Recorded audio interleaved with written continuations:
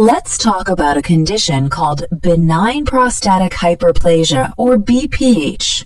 It happens when the part of your body that helps you pee, called the prostate, gets too big.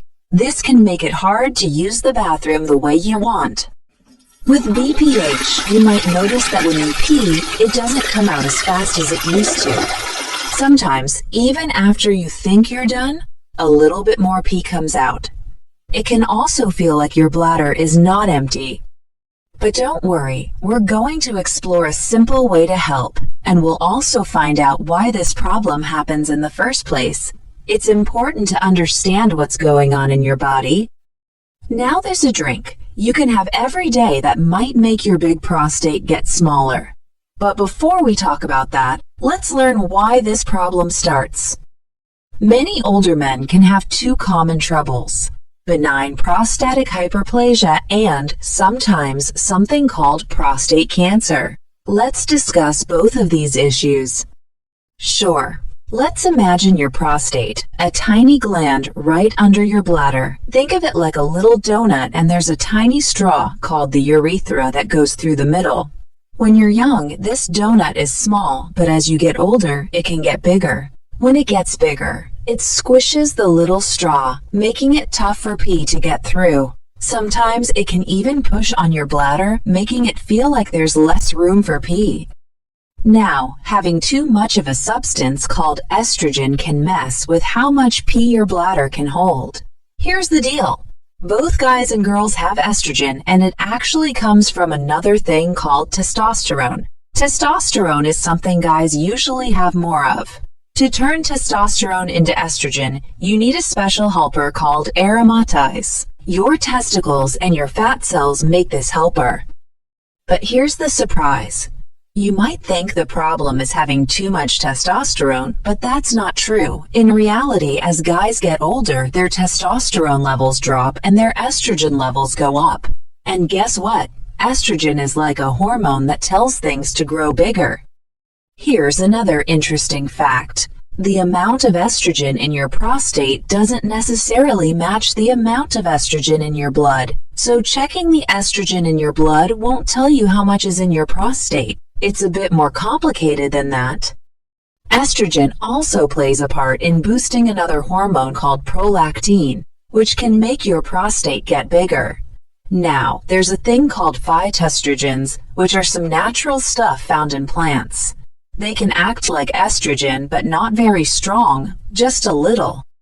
To put it simply, human estrogen is like a superhero compared to plant estrogen. Actually, plant estrogen is about 10,000 to 140,000 times weaker. That's why some people get confused when they hear about plants or herbs that might increase estrogen. The estrogen-like effects from them are really, really tiny. So you don't need to worry about getting too much estrogen by eating plant-based foods. When it comes to eating plant stuff with phytoestrogens, you can find them in things like pumpkin seeds, saw palmetto, and certain types of soy.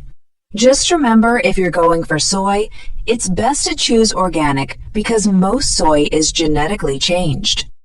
But here's the surprise. The solution I'm about to suggest for prostate issues isn't about these foods. It's something different. What we're going to talk about is slowing down that enzyme I mentioned earlier. Remember the one that helps testosterone become estrogen, called aromatase? Well, our goal is to naturally make that enzyme work slower. If we can do that, we'll make less estrogen, and hopefully, that will help make the prostate smaller.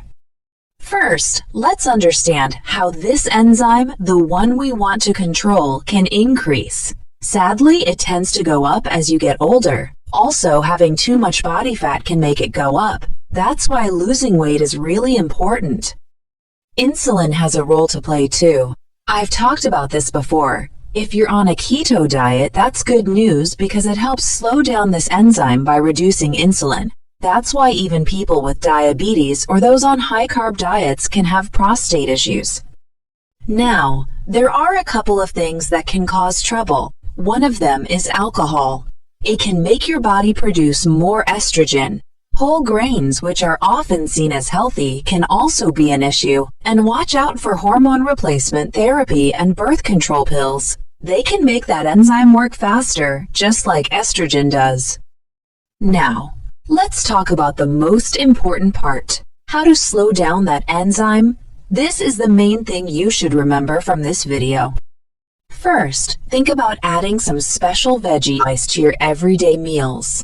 These are the ones like kale, broccoli, cabbage, and arugula, which are called cruciferous vegetables. They can do something cool. They can make that enzyme work slower, helping you control the extra estrogen.